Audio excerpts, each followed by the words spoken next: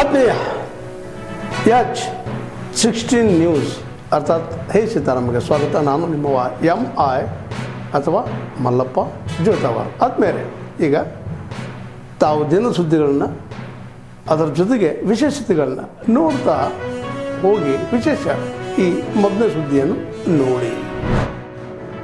ಪ್ರಶ್ನೆಗಳು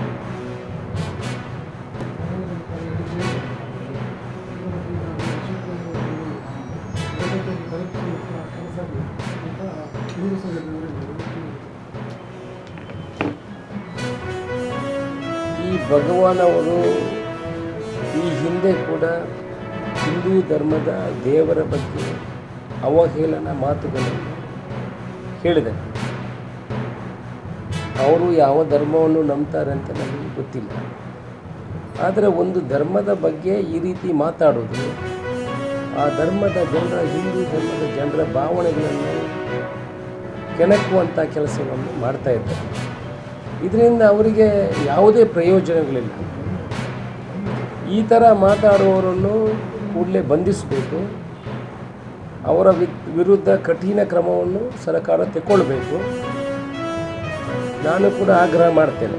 ಆದರೆ ಯಾವುದೇ ಹಿಂದೂ ಸಂಘಟನೆಗಳು ಇದರ ಬಗ್ಗೆ ನೀವು ನಮ್ಮ ಗೃಹ ಸಚಿವರ ಹತ್ರ ಮಾತಾಡಬೇಕು, ಮುಖ್ಯಮಂತ್ರಿಯವರ ಹತ್ರ ಮಾತಾಡಬೇಕು ಅಂತ ನನಗೆ ಯಾವ ಮನವಿಯನ್ನು ಕೊಡಲಿಲ್ಲ. ಕೊಡದಿದ್ದರೂ ಪರವಾಗಿಲ್ಲ. ಇಂಥ ವಿಚಾರಗಳು ನಡೀಬಾರ್ದು. ಅವರವರ ಧರ್ಮ ಅವರವರಿಗೆ ಮುಖ್ಯ, ಅದು ನಂಬಿಕೆ. ಅದಕ್ಕೆ ಅವಹೇಳನಕಾರಿಯಾಗಿ ಮಾತಾಡೋದು ಖಂಡಿತ ಅದು ತಪ್ಪು. ಅದನ್ನು ನಾನು ಕೂಡ ಖಂಡಿಸ್ತೇನೆ. ಇದರ ಬಗ್ಗೆ ಗೃಹ ಸಚಿವರ ಹತ್ರ ಮತ್ತು ಮುಖ್ಯಮಂತ್ರಿ ಹತ್ರ ಮಾತಾಡ್ತೀನಿ. ಸೋಮೋಟೋ ಕೇಸನ್ನು ದಾಖಲಿಸಲಿಕ್ಕೆ ಆದರೆ ಅದನ್ನು ಕೂಡ ದಾಖಲಿಸುವಂಥ ಕೆಲಸಕ್ಕೆ ಅವರ ನಿರ್ದೇಶನ ಕೊಡಲಿಕ್ಕೆ ನಾನು ಒತ್ತಾಯವನ್ನು ಮಾಡ್ತೀನಿ.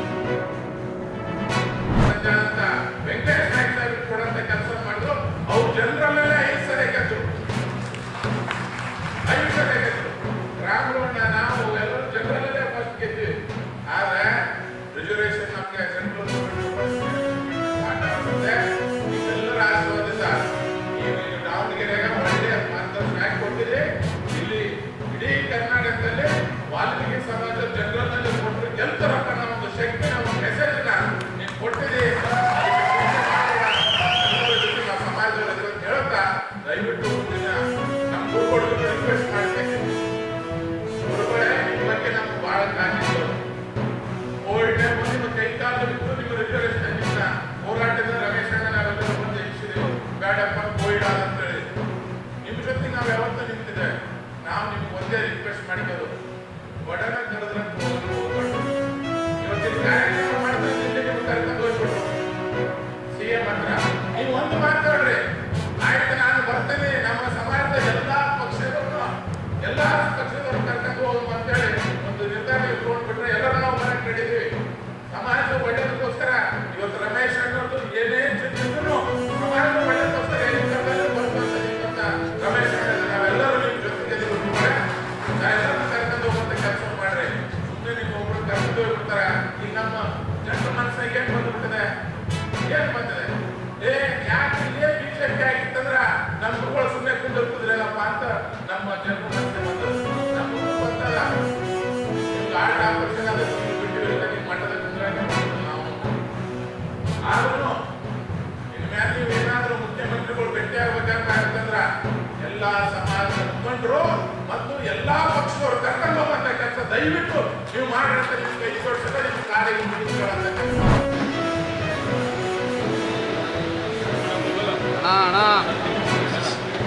ರಾಜಶೇಖರ್ ಬರೀ ಮುಂದಕ್ಕೆ ರಾಜಶೇಖರ್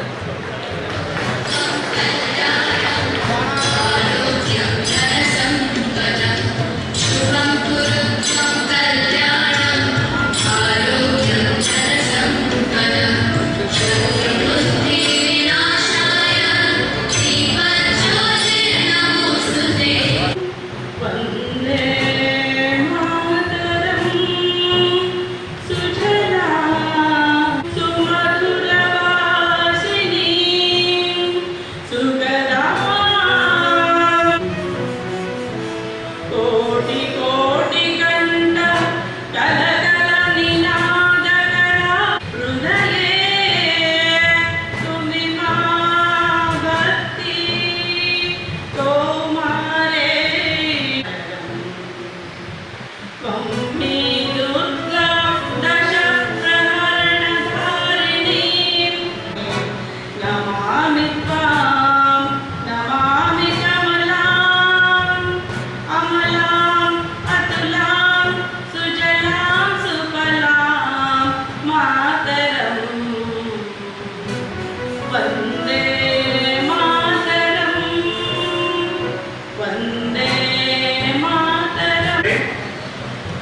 ಪರಿಶಿಷ್ಟ ಜಾತಿ ಮತ್ತು ಪರಿಶಿಷ್ಟ ಪಂಗಡಗಳಿಗೆ 1900 ಅದು ಪರಿಶಿಷ್ಟ ಜಾತಿ ಇರ್ಬೋದು, ಪರಿಶಿಷ್ಟ ಪಂಗಡ ಇರ್ಬೋದು.